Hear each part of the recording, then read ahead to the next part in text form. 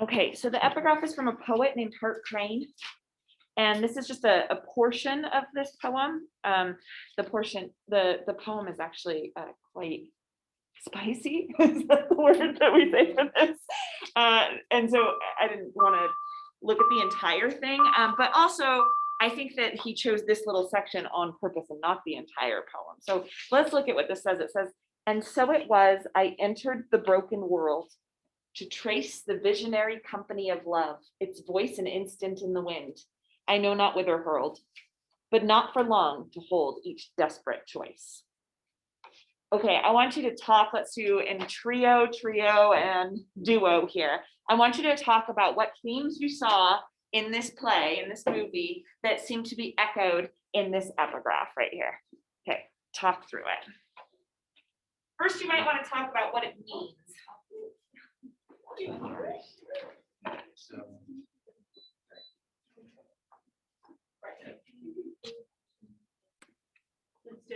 Let's do it. Okay.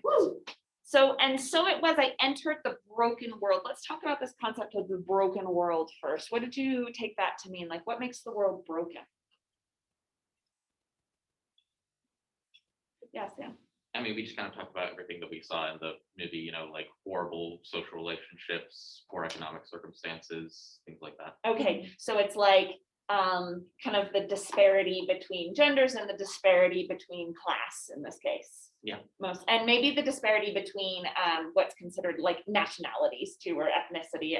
You know, it's weird today to think of like Poles being discriminated against, but have you heard like old Polish jokes?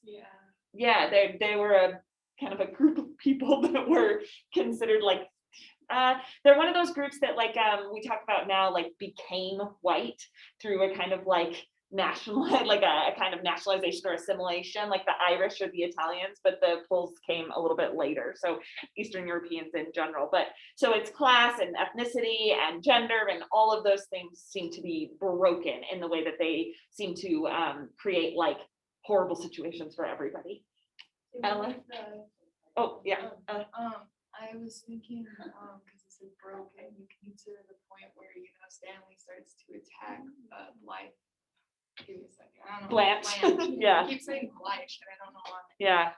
Blanche, and like when it gets to that climax of that fight, you know something's gonna go wrong. The whole glass shatters and breaks, and that can show kind of like the broken world. It shows like this horrible thing happening, and then finally breaks.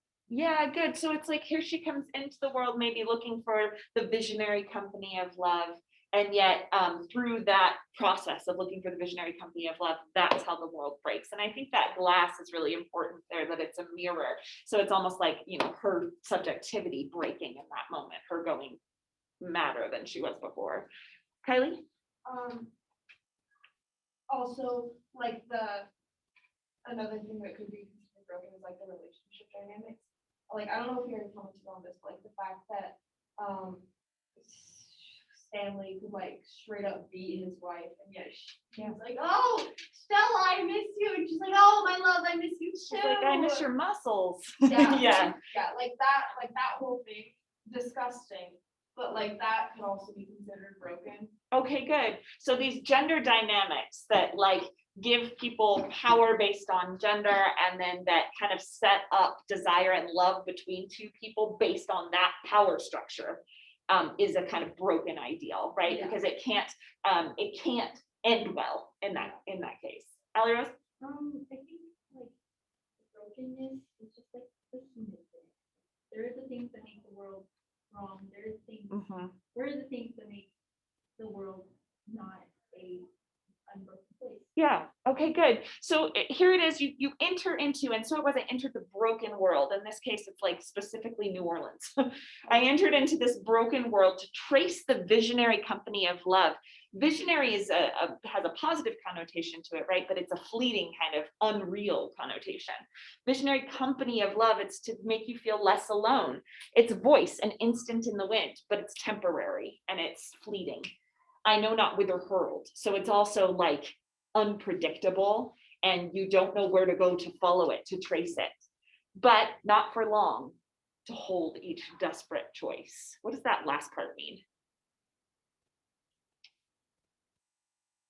is it like even though love is fleeting and like getting thrown away, like it'll come back at some point? Maybe I so. don't know if I'm reading that wrong. Maybe that it's like, it's at least like going to, it's cyclical. Yeah. Yeah, Ella? I thought of it as her mom, like to hold, I feel like as saying like to let go of these desperate choices, because I feel like at that end, Stella finally decided she wasn't gonna be with Stanley anymore, and she was gonna be okay by herself and not make that desperate choice to go crawling back to her.